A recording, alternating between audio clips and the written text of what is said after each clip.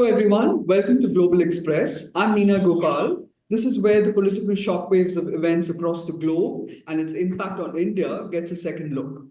The biggest shockwave that is coming our way this week is from across the pond, from the United States, only days away from electing a new man in the White House. Or should that be a woman? The first woman who will occupy 1600 Pennsylvania Avenue. Kamala Harris, the sitting vice president, has been in the race for less than 5 months, which has given the Republican contender, Donald Trump, an ever so slight advantage over the Democrat. Opinion polls are divided, of course. They give Trump a 1% advantage in some states and Harris a 6% advantage in others. Neither has the edge. The race is tied. And as one of the top pollsters said, all swing states are well within the margin of error.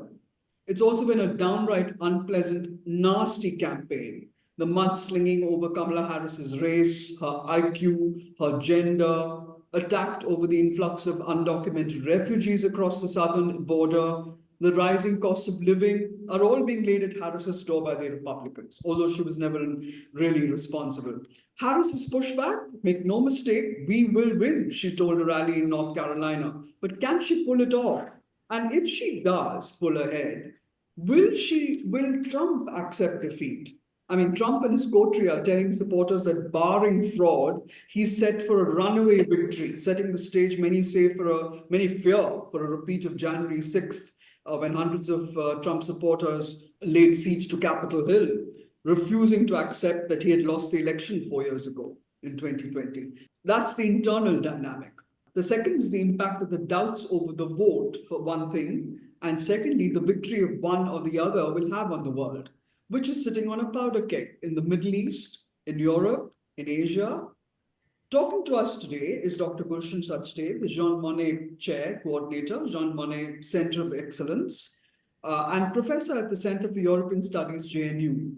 He is book series editor, Europe-Asia Connectivity, and co-editor, Asia-Europe Journal Springer. Welcome, Dr. Sachdeva. Thank you, sir. Also with us is Dr. Waeil Awwad. He's a South Asian-based foreign journalist since 1979. He's covered wars in Afghanistan, Sri Lanka, West Asia, and the Gulf, and survived many attempts on his life. Captured in 2003 in Iraq, and he's managed to escape. Welcome, Dr. Awwad. It's good to have you with us. Thank you, Neena. Also with us is Mirchandani, an award-winning Indian journalist with NDTV for nearly 3 decades. She won the Ramnath Goenka Award for Excellence in Journalism twice. She worked closely with the Observer Research Foundation and now heads the Department of Media Studies at India's premier liberal arts institution, Ashoka University. And she's still a very active participant in journalism. Welcome, Ms. Mirchandani. And last but not least, Bharat Gopalaswamy is the former director of the South Asia Center at the Atlantic Council. Prior to that, he managed the program in arms control, disarmament, and internal security at the University of Illinois, and worked with India's space research body, ISRO. Welcome, Bharat Gopalaswamy. Thank you. The first section is on the US polls, and a very long question coming to you, Maya Mirchandani and Bharat Gopalaswamy. The US polls seem to be poised at the knife edge. Both Vice President Kamala Harris and the former President Donald Trump are claiming they will win. One, could you explain to our viewers what are national polls and state polls and why there's such a difference between them? I mean, the Rust Belt, the Sun Belt. I mean, there seems to be battleground states all over the country. So, Ms.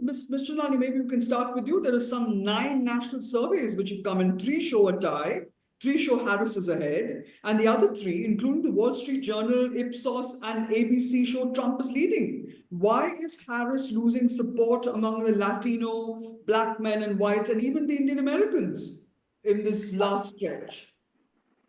First of all, Neena, thank you very much for having me on the show. Please call me Maya, not Ms. Mirchandani. It sounds really odd coming from your mouth. And good to meet some other friends on this panel as well, Dr. Awwad, Bharat. Hello to everyone. I mean, you don't mince your words. You're saving the toughest questions, I think, for me. I don't know what the discussion has been before I joined.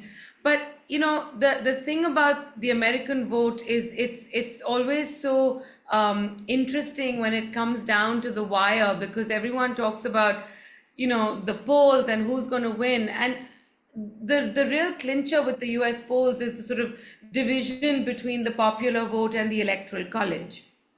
And I think the fact that certain states, swing states, hold a particular number of electoral college seats gives them more weightage, even though they may, in terms of a popular vote, be more evenly split down the middle, let's say, but the vote margins will be narrow. You're right. I think when Kamala Harris joined the race, when she became the candidate, there was a huge amount of excitement, anticipation around her candidacy. She was seen as somebody who was reaching out to the liberal voice, the left-leaning voice, I mean, on economic policy, on social policy, things like that.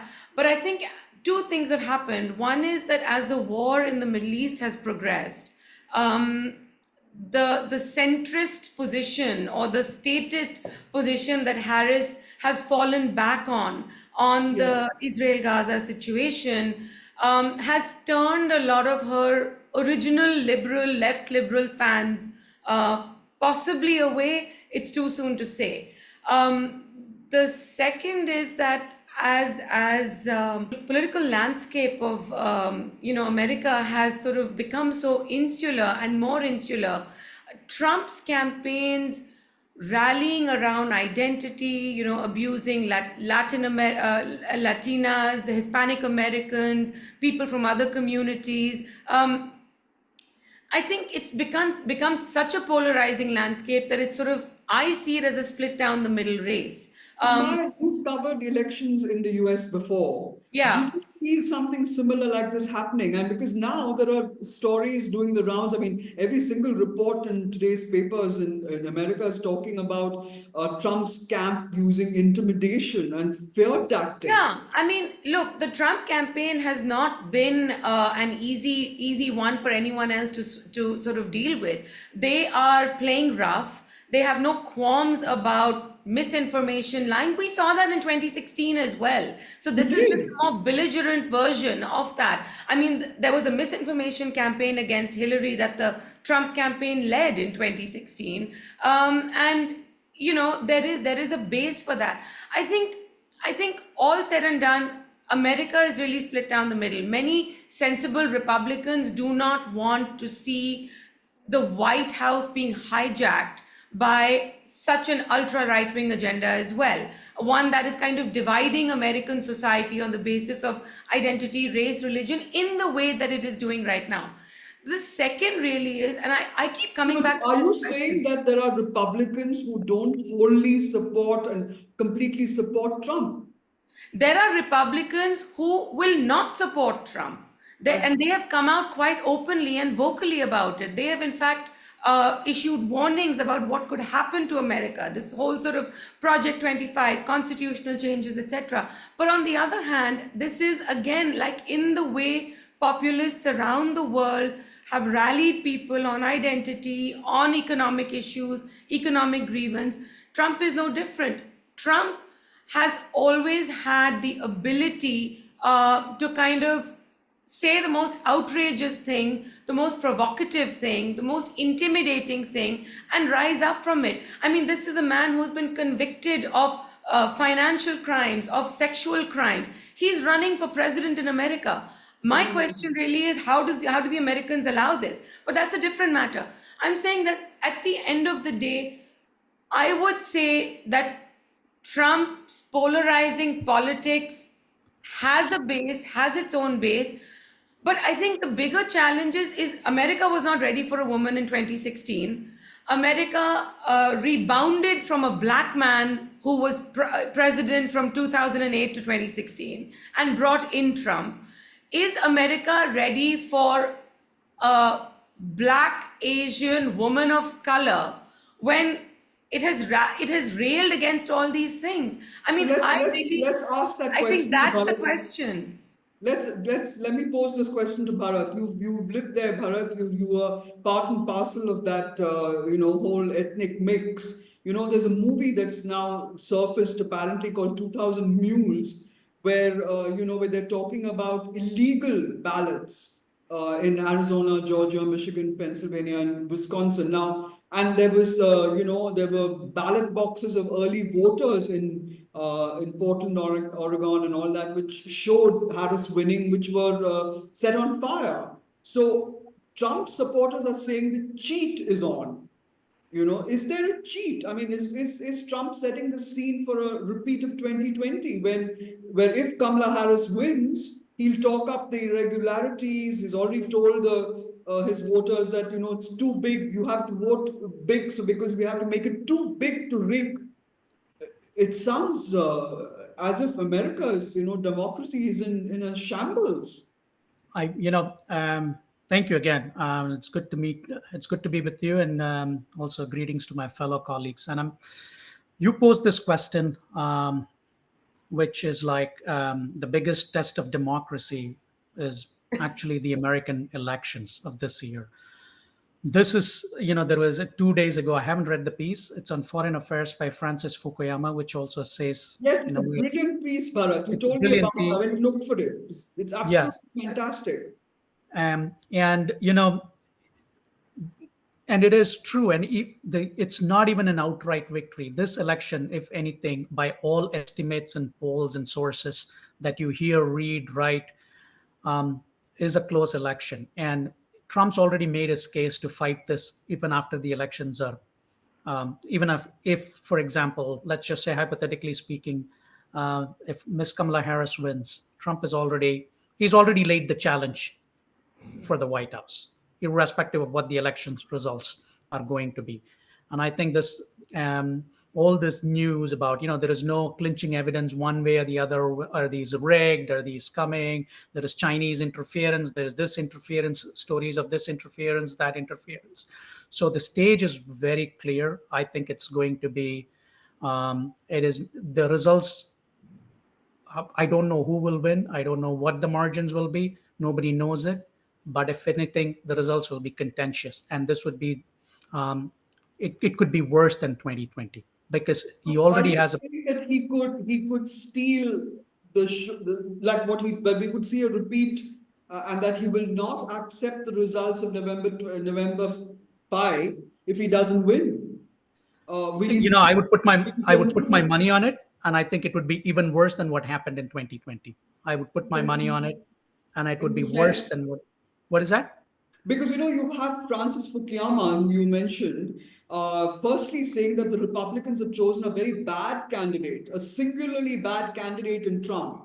He says he lacks a moral compass, he says, or any belief in American democracy. He's talked about how Trump has, normalized overt racism and misogyny, and and he's he's also trashed his administration when Trump was president, saying 44 senior officials clashed with him and quit in disgust. So, I mean, I him actually, I'm sorry to interrupt you. I think, the Republican Party that you see now is a Trumpism Republican Party. It's not the traditional Republican Party. So you have to distinguish. That's an important distinction that you have to make. Republicans were always for immigration, free trade. And look, the agenda is completely hijacked. He's hijacked the Republican Party. It's a Trump party. I don't know if you would want to call it Republicans. It's like either wherever Republicans could fall in the way of Trump, it's a choice for them, whether you are with me or you stand to lose out. Why has the issue of illegal immigration become such a big deal, Maya? Why is that? I mean, there have been people who were born in the United States who've taken refuge in the United States forever. Is it a new phenomenon?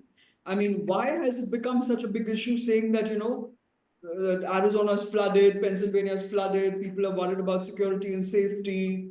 Will it blow up in his face, or is he going to be able to tap into that insecurity and the fear that people are expressing? Neena, I don't know if I have a straightforward answer to your question as to why has illegal immigration become an issue. I mean, I think illegal immigration is an issue around the world for countries, but that's a separate story. I think in the United States, the kind of open border policies that they used to have, especially with the Latin American countries, and the sort of free flow of traffic, has meant that, according to some Americans in the Rust Belt in particular, perhaps it's impacted employment. It's impacted. I hate saying this. These are tropes that we use in India, but things like interfaith, interracial, intergroup relations, where the Americans want to go back to a white staying with the whites and everybody who's non-white living in their own. But this doesn't make any sense to me, because in a sense, the Americans today will make the case that Hispanic Americans are the largest American population. Spanish is the second most widely spoken language across the continental United States. And yet, the bulk of the illegal immigration rhetoric is against the same people who have, been assimilated over the course of time. And I mean, I think also there's also this charge being made that the Biden and Harris were responsible, when actually Harris has made it clear that they brought in legislation which was to stop the the illegal yeah, but I mean, and Trump is looking at things like children of illegal immigrants who are born in America. They should not be given citizenship. Social security and social welfare benefits for these people, pushing them out into the margins of society. They're living in, detention camps. I mean, you have these states that have had to take in all these immigrant populations. Who are these immigrants? They're the poorest of the poor. They're fleeing natural disaster. They're fleeing, organized crime. They're fleeing poverty and deprivation of the worst kind. Is the same rationale. They're fleeing armed conflict. They're the same rationale that kind of encourages people to leave their own homes and go and find a better future. in fact, if I could just come back to you, Bharat, on the economy, could you tell us something about the impact of this, this threat to impose tariffs? Trump is planning to impose tariffs on imports from China and India and elsewhere. He says he also wants to ban all imports from China.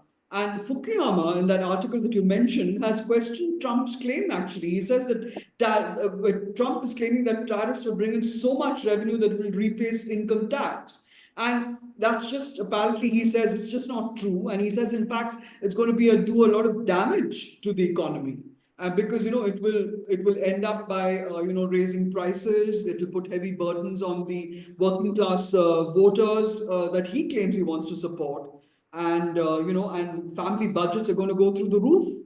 So is the voter on the street aware of the impact that these tariffs will have on them? I mean, Harris hasn't been able to actually connect with the voter on that, has she? Look, great question. I want to go back to a little bit of Maya's points, and I will start and I will cover whatever you've asked me also. Look, the immigration system, let's face it, the American immigration system is fundamentally broken. It takes you in Delhi, for all you know, to get a visa appointment. It's almost 6 months. a year, Yeah. a minimum of a year, right? Almost Yeah. these days. The waiting times. I mean, the pandemic was 4 years ago. You're telling me the government of the United States, the most technologically advanced country, is unable to clear its backlogs? Okay. So that immigration system is fundamentally broken. But let's also face it, the American immigration system has also been abused, like many other immigration systems in the world, has also been subject to abuse. And in some sense, in one of the during his previous administration, Trump was like, hey guys, do something about it. Let's fix the broken system. And today, what has happened in America is there is simply no consensus, and it's a strictly bipartisan country, except China and a couple of other issues. There is simply, the Democrats and the Republicans cannot get consensus on almost any important crunch issues that's facing the nation. Over the last, the United States from 1945 has promoted globalization, sometimes hypocritically also financed the growth of major economies around the world, built public goods in the international system, and also in terms of hard and soft infrastructure. They've done all that. But in doing so, they've also outsourced the American economic policy to the Wall Street.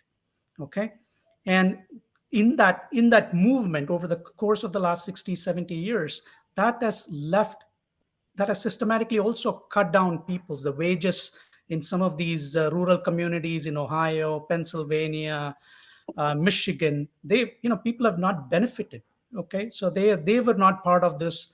They did not receive what the Wall Streeters received, and there is also a raging debate of the Milton Friedberg articles of the 1970s about the shareholders and companies. The third, the American, you talked about the economic policy. Continuing on that, um, uh, America is too intertwined with China on manufacturing, like to move a whole supply chain. For example, a company like Caterpillar, an American prestige company like Caterpillar, has heavy dependence on China. So tomorrow, if you're shifting your whole manufacturing base, which I mean is a focus, they have pumped in money into bringing manufacturing back, and which will bring back jobs, but that temporary disruption to create the same supply chain in a different place for the same value is going to be in the near to short term will be extremely challenging, if not impossible. And in the long term, I mean, for example, laws, right? I mean, there are certain, let's just say you want to manufacture something in the state of um, Michigan. You have to subject yourself to a local labor law, which is a minimum wages of you have to pay at least 12 or $13 an hour. Now in China, American consumers have been used to buying these goods at certain prices. And if you impose tariffs, yes, on the local voter, when we go to Home Depot, we can see when we want to fix something in the house, we drive to Home Depot or Walmart. What used You're to cost you, basically saying that the economy will be a train wreck if Mr. Trump takes over. But the tariffs is the average consumer. Do you see Harris as having a much more better hand? Does she have a team in place that could actually turn this around? I'm not sure if Harris could turn it around. Okay, I don't know if Harris has the right team or the right vision or the right policy to turn it around, because at the end of the day, you know, these are pressing issues, and I'm not. But Harris could the Harris administration would ensure some form of continuity. Yeah. And Yeah. what do investors look for? What do money people look for? Certainty, stability, and continuity. Today I don't want to be a policy on any given day. I don't want this to be the policy. On the next day, the policy changes 180 degrees. Okay. Okay. I Also, have to bring Dr. I want Sachdeva to make a and final Dr. point. Awwad. Sorry, I I want to make a very final point thank on you for this. your patience. Yeah. Sorry, what were you saying, Bharat? I didn't hear you. I want to make a very final short point on this. Yeah, I please. spoke about the Wall Street and stuff. In a perverse way, there was a New Yorker article 4 years ago, which effectively pointed, at the end of the day, there has been a corruption and a rot in the American system and institutions. The loopholes that have existed have been systematically used to manipulate policies. And Trump, in a perverse way, has exposed that rot in the American system. That's very interesting. Dr. Sachdeva and Dr. Awwad, I'm going to turn to you because we'll step outside the immediate, the US impact and look at what it's going to have as an impact on the world. Because if Trump goes through, what will a second term be like? Will he withdraw from NATO, Dr. Sachdeva, as he promised in 2020? I mean, he has great admiration for Russian President Vladimir Putin and for the Chinese leader Xi Jinping. Where do you see Ukraine heading? I mean, Trump has said he'd end the war in 24 hours with a couple of phone calls. So will we see Ukraine having to cede territory to Russia? As J.D. Vance, his vice presidential candidate, has said, he doesn't intend to give Ukraine NATO membership either. And no arms. The Republican-controlled House did that for 6 months in 2023. So where are we? Well, thank you, Neena, for having me. Well, I think, there are two issues. One is, of course, there's the election, there is a rhetoric during the elections, which we have seen not just only in the US elections and everywhere else. Second, whatever the broken system, American system may be, But I think both these characters, both the candidates are known. Everybody knows what Trump was during last 4 years, and Kamala Harris has been in, part of the, the last administration, continuing to be the vice president.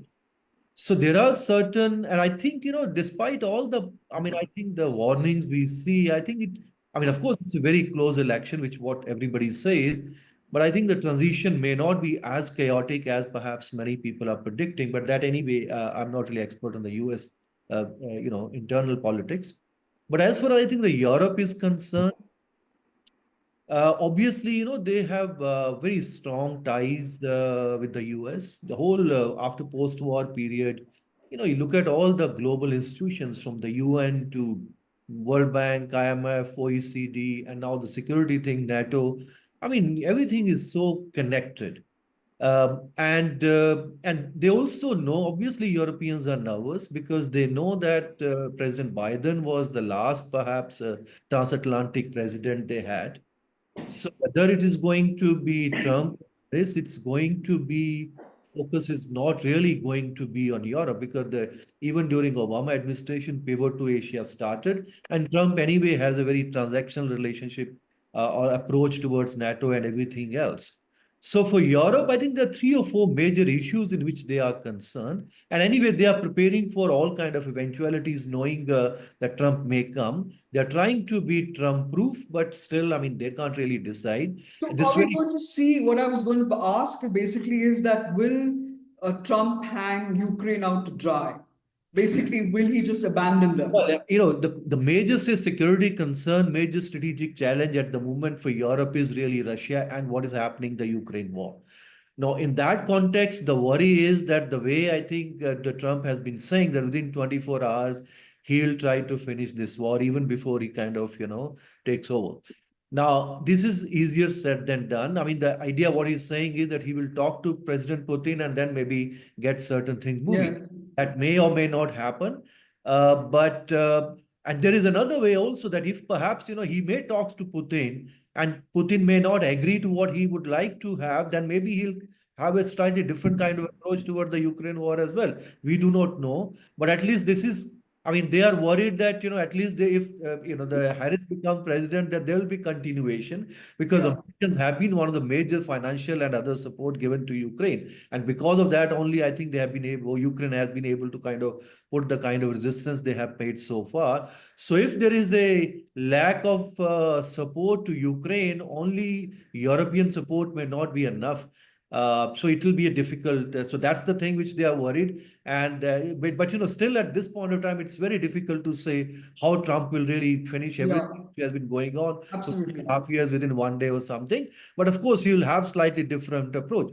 So that's the issue in which they are worried that if he takes a different approach and ultimately there is a compromise on territorial integrity or something of Ukraine, and then how Europeans are going to digest it. I mean, they will digest. I mean, ultimately they'll say, is the Ukraine which has kindly made this kind of agreement if that kind of situation happen, and everybody will not be very happy, but they are worried about that. But of course, there are also there are also concerns about economic issues because, the Trump has been talking about this because it's not just China where you have a deficit. The Europeans are also major trading partners of the US. And with Europe also, US has trade deficit. So obviously, if he's talking about China, so he would also like to see Europe also. I mean, if there's a huge trade deficit in certain areas, I mean, he may continue perhaps with the more tariffs in certain areas. And he did during the last period. But once those tariffs were there in certain products, even Biden administration really didn't really stuck down those That's tariffs. true. It will continue. So there is I would say, continuation of European and American linkages and continuation of the European policies, which will go beyond these two candidates. But of course, I mean, so in that sense, I think the America first in that sense will continue, whether this administration or other administration. And Europeans are kind of worried about that. Ultimately, because they have their serious internal problems. And then the focus, ultimate focus is China, Indo-Pacific, and now the Middle East. So the Europe, I mean, the focus from the US, but at least they are kind of assured that if Harris becomes president, then at least there'll be some continuation of, there's some Yeah. If existing I can come to you, Dr. Awad, Otherwise, there are there's many another. possibilities here. Yeah, if I can come to you, Dr. Awad, there is definitely much more of a powder keg sense of situation in the Middle East, because if Trump wins and even if Kamala Harris wins, neither victory actually looks good for the Palestinian people or for the confrontation between Iran and Israel. Both two major powers which are on a collision course, and Israel is being supplied with missiles and military equipment that can reach deep into Lebanon now. So do tell us what you see happening, because even election day, it's a very strange coincidence, is the day that marks the 45th anniversary of the siege of the US embassy in Tehran that had all of us riveted at that time. So do tell us, Dr. Awad, what do you see? I mean, Harris has promised to give Israel all the help that it needs to defend itself when it comes to Tehran. Trump has taken a hard line on Iran. What do you see happening in the Middle East? Thank you, Neena, for having me, and greeting to all my friends on the panel. In fact, if the United States, if we look at the American interests in the region, we can say there are two interests for the United States in West Asia or the Middle East. One is the oil, second is Israeli-centric. So the oil, as you know, it's a strategically important area.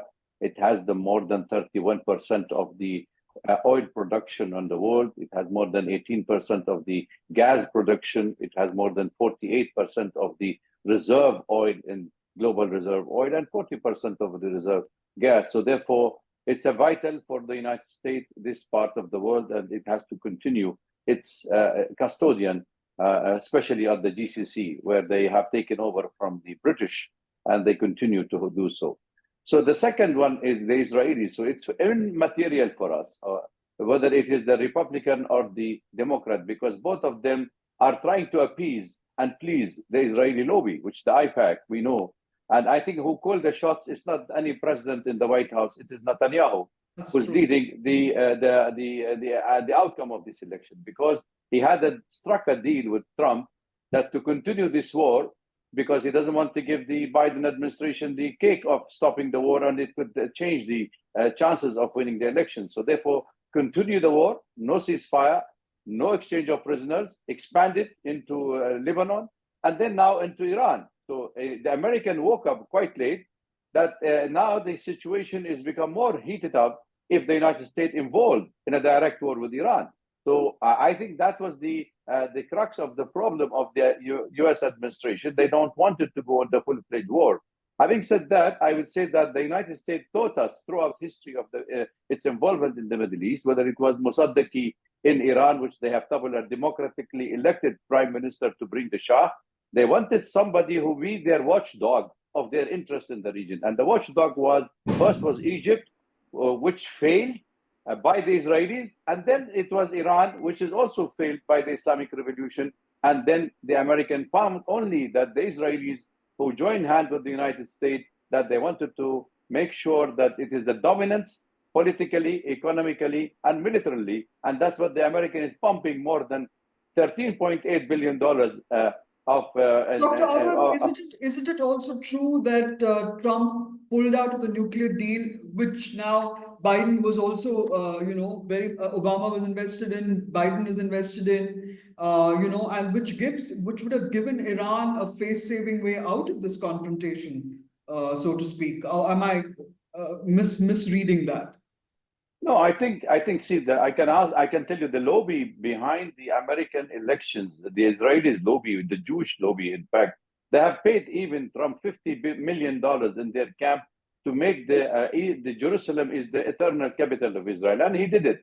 Now they offered him $100 million to make sure that the West Bank also is being given as the next completely with Gaza Strip to the Israelis. So he's doing so. They wanted somebody who does not know history at all in the White House, in the comic, or as an actor, or somebody who is just a macho acting as a boss and forcing Abraham Accord on Arab countries to make sure that the Israeli dominance remain. So Iranian, in fact, if America, Neena, look at its own interest, not from the eyes of the Israeli. I think they have more common ground with the Iranian than the rest of the world. We know that it has been the watchdog for them throughout the decades of relations with the United States, and the CIA and the Mossad were running the savak of the Iranian Shah time. So we all understand the American attitude toward Iran.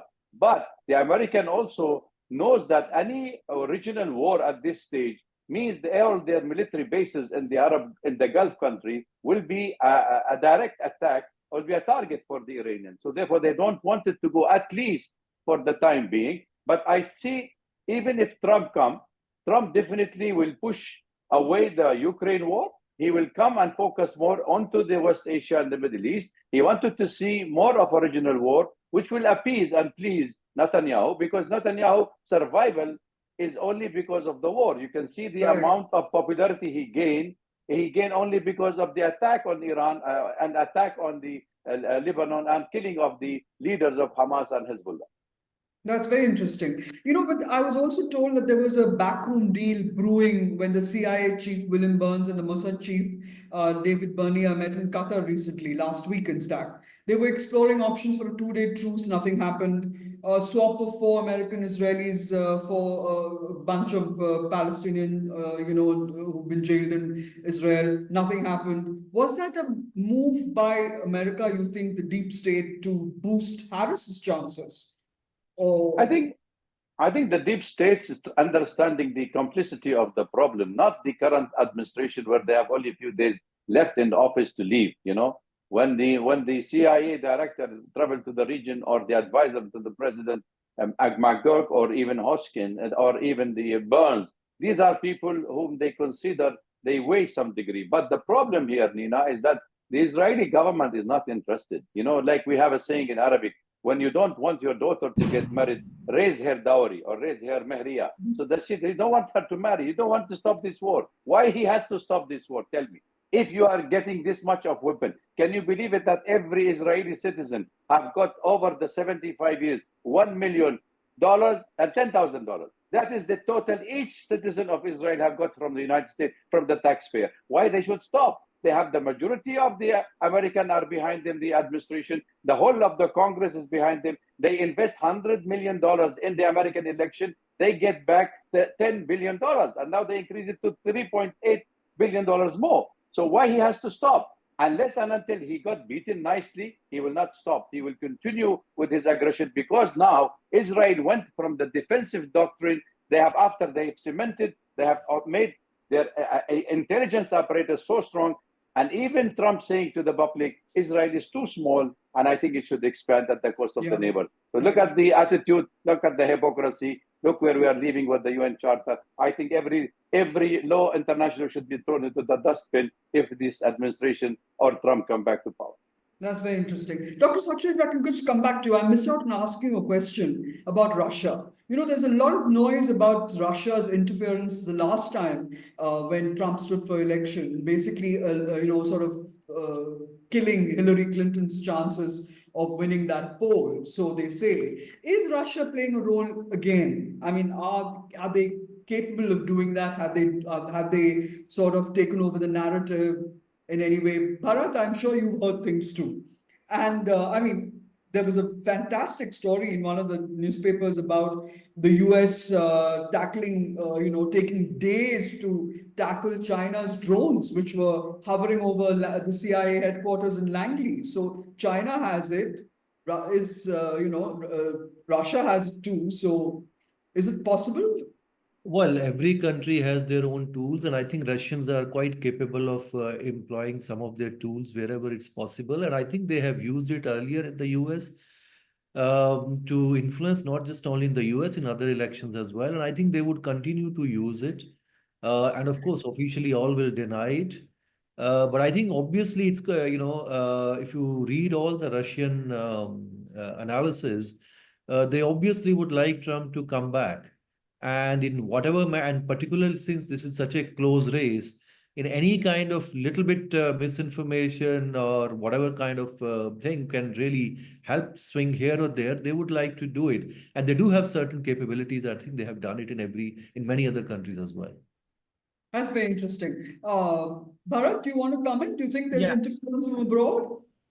Yeah, we've heard stories on the Chinese interference, but I want to go a little bit on the Russian interference. In 2016, throughout Trump's administration, all you heard was Russian interference, I want to be a little conspiratorial here and put something out there. All you heard was Russian interference, Russian interference, Russian interference. And then 2020, the administration changes, and somewhere you get into a war and you have severe sanctions, you start sanctioning Russia. Okay. So effectively, the Russian money out of the SWIFT system, the money is, to cause interference, you need money moving through the system.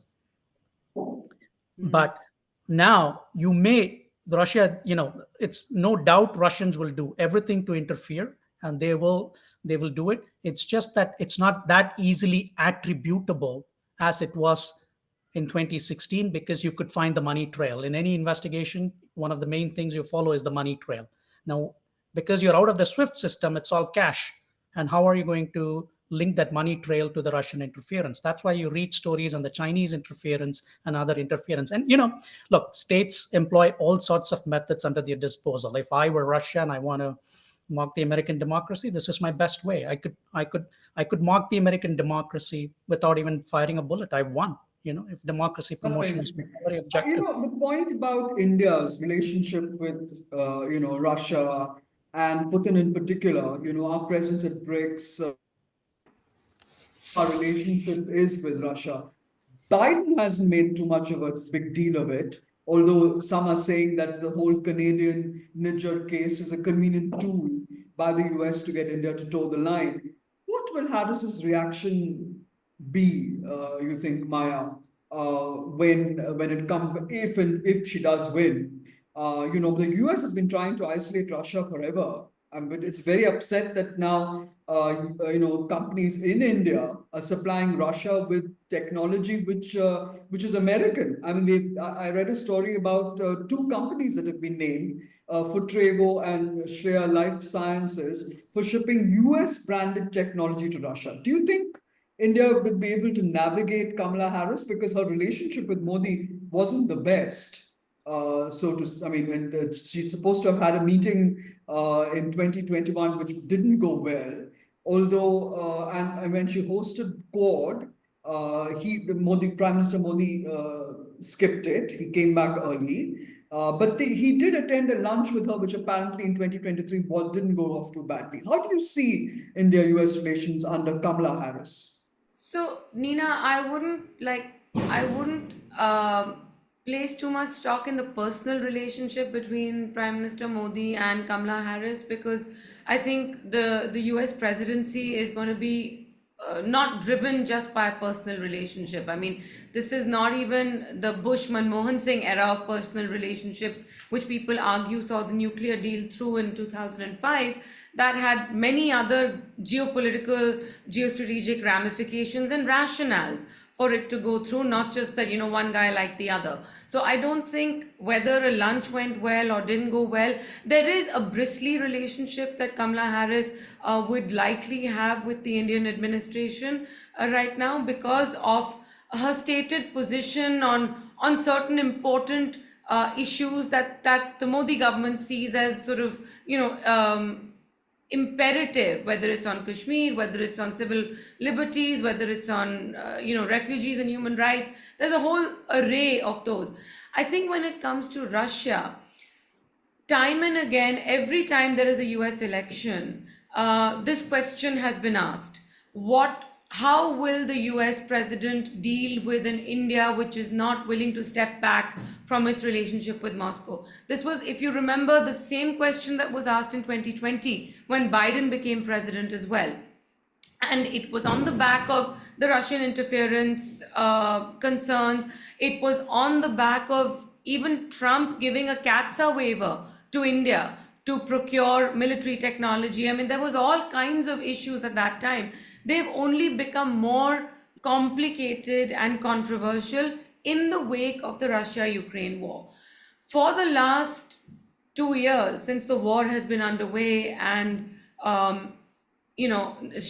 shows no signs of letting up, India has, for some reason or the other, managed to walk the tightrope and gotten away with it. Whether it was about being the via media for Russian oil to Western Europe, or now whether it is the reverse.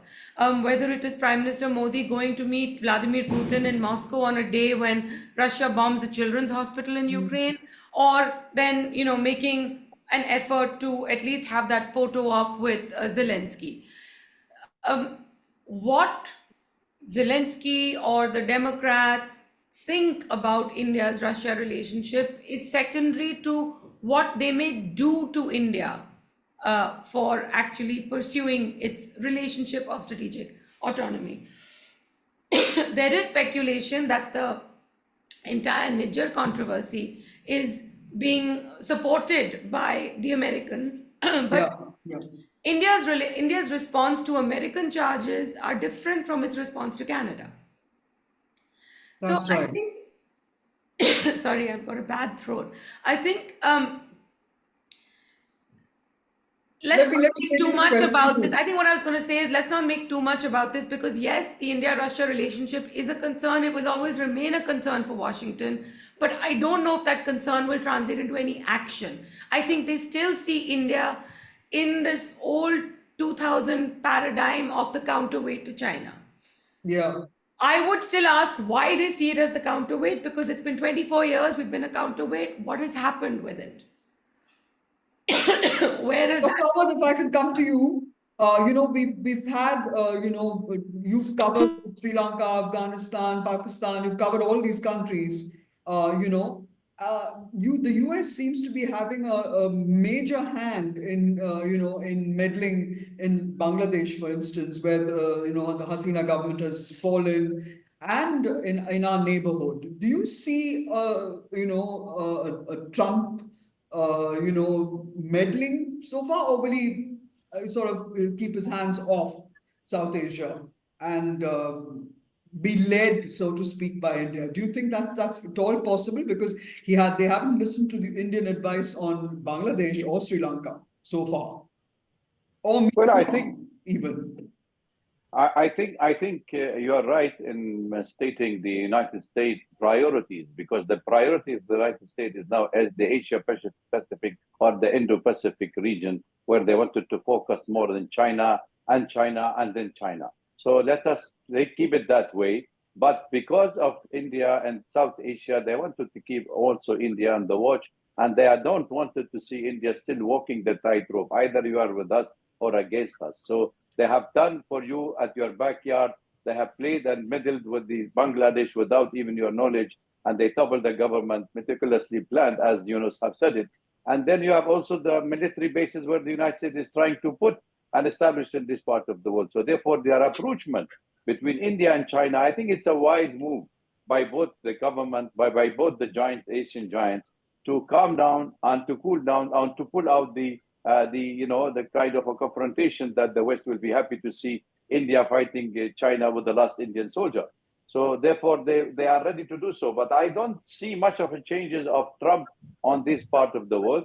India is looked at as an alternative to China or a competitive for China for their investment. And I think Germany is stepping in more from the Western part sphere to make more involvement with India and in the Indian Ocean. And that's where we are worried to see that this will be a close watch to see. And more, finally, you don't have a blue eyes that they will not have the blue eyes club will save you, whether it is from Panam or from any intelligence. They will put it from the archive when they know their interest is at risk. That's very interesting. Dr. Sachdeva, if I could just come back to you on this, we've talked about Russia, we've talked about Ukraine. What about the other countries in Europe? How would they be viewed, by Trump an administration or a Harris administration? Would they see a closer embrace, or because Biden just recently even visited, Germany, for instance? Well, I think most of the European countries would be pleased to see a Democrat administration, apart from a few of them. There is also another angle because if Trump wins, then all these right-wing populist leaders would be emboldened in Europe, and there is a serious problem already acted almost in every country in Europe where the right-wing political parties are on upswing. So those are the kind of countries like Hungary and some others where some of those leaders would be, in fact, would be happy to see Trump there. But by and large, in fact, if you see even the opinion polls of the Europeans, I think 70% people would like to see Kamala Harris administration would be useful for them. But there are other issues also in which they have serious problem with Trump, particularly the issues on environment and other issues where they see that Trump would really do a very different thing, and these are the kind of issues which are very, very important within Europe.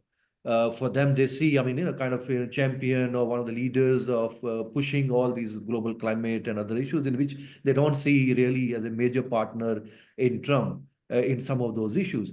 But of course, I mean, in the broader issues, what we have been discussing, particularly India, Russia, US, etc., I think, India, of course, will continue to have its own relations with Russia or with the US and European countries.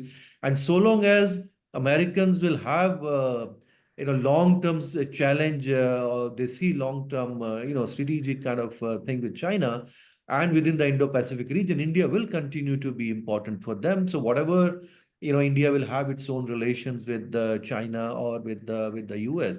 And I think as Dr. Waeil has mentioned, I mean, for the last 2 years, last 2 years, I mean, more than 2 years since, in fact, we had problem with China, all the think tanks in the US, most of the analysts and the hawkish analysts within India itself, all of them wanted to see India in a place where Indian government didn't want to be there, as a kind of really confrontational position with China. And I think finally, we do not know all the details, but I think the sign kind of de-escalation, which is really taking place, which is really very useful for India and China. And That's very interesting. this will also, because if you look at particularly if India has, the main ambition is really to have, the third largest economy or whatever, all kind of, developed economy by whatever date. So in that sense, today, if you look at all the economies in the Indo-Pacific, they are all linked with China, both for the manufacturing and for their exports. Now, similarly, India, instead of talking decoupling, which many of other countries are talking, here you have to first couple with China to really take that advantage, because apart from trade, for investment, for connectivity, we do not have those kind of linkages. And if you look at our manufacturing and look at our exports, all of them are very much dependent on China. So I think they have made a wise move, keeping those tempers down at the same time also, taking these positions, keeping sitting for 3-4 years. And I think this is also a lesson for others as well, that you can't really take India for granted, using India as a frontline state against China or anybody else. Is not going to play that kind of game. And this is also Europeans have also learned, because, since we had a strategic partnership, etc., with all European countries and also with the EU, and they thought, after Ukraine war, India will, immediately would be siding more or less with the Europeans, and they were disappointed to begin with. But later on, I think all of them has kind of a, So basically, the point you're making is that the Europeans and Kamala Harris may be on the same page, not necessarily Donald Trump. Yeah. Yeah. Mr. Gopalaswamy, if I could, come back to you, what will, before you make concluding remarks, I'm running out of time, what will the military trade-off be between the two countries, be it Harris or Trump? Will they stay invested in India as a military partner, producing armaments, working in tandem to police the Indian Ocean? Because India has got some legroom now with this peace on the border with China. But will it be acceptable, in the White House, in a Harris White House, that kind of a deal with China, where we're not going to be, three broad points. In summarizing all these things, 3 broad points which will relate to your question also. Look, America does not remember anything. The rest of the world does not forget anything. Okay. 1974, 1992, India is a sanctioned country, and now look where you are in the last 30 years. Look at the amount of progress. Second, India is not America's greatest concern nor celebration.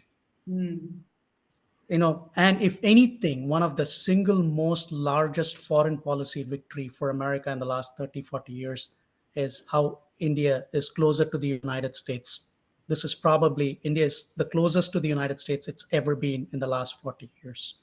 Okay, the number of presidential visits, so on, trade figures, moving manufacturing here and there. Talk about military, I don't see any reason why. Once again, there is a limit to the American government, and American government also prohibits certain the way American system works in terms of export controls and ITAR and stuff. That is a prohibiting factor in terms of greater. It's more a technical issue. These become technical issue because as an American taxpayer, I pay in developing certain technologies. So I can go and sign a petition saying this, why should this be transferred here without sufficient? And I can put a petition to stall the system. So it's a more a technical issue in some of these things. So in a Harris White House or a Trump White House, military has always been at the forefront of American exports. And any market that I can get to export, I will find that market. It's like it's more the defense contractors who would be playing that role. It's just how expensive. And also, finally, we are in the business. I've also come to understand more in terms of American platforms are fundamentally expensive to buy and to maintain, and for theaters in which India is operating. For example, let me give you a very simple example. A Ford engine, if I transfer a Ford engine to India, the gas guzzling capacity of Ford engine and its wear and tear and the maintenance is far more expensive than a Toyota Land Cruiser. Okay, that's why the market penetration for America in terms of defense exports becomes restrictive for sometimes these kinds of countries. It's not needed for those theaters. I see. That's very interesting. As before you come back to each of you for concluding remarks, it will be fascinating if you could predict who's going to win. Maya, should we start with you? Oh boy. I think Harris will win the popular vote. I'm not so sure she'll make the electoral college. Dr. Awad? Well, I'm afraid of a scenario that none of them will be a winner. Really? Okay. Fine. Dr. Sachdeva? Well, I think it's very close. I mean, the way you can look at, but still, I think, I can see that Kamala Harris has slight edge, looks like at the end of the day, that we might see her there. Mr. Bharat Gopalaswamy. I really hope that American democracy and democracy as a whole is the winner, but I'm afraid I think Trump will win. Very interesting. Anyway, it'll be fascinating to see who wins and how Trump's White House will react if China invades Taiwan or if Israel goes for Iran's nuke sites, and how Kamala Harris's White House will react, because as Francis Fukuyama says, neither America's allies nor its enemies know how a Trump-led White House will act. There's also the age factor, of course. I mean, Harris is in her late 50s.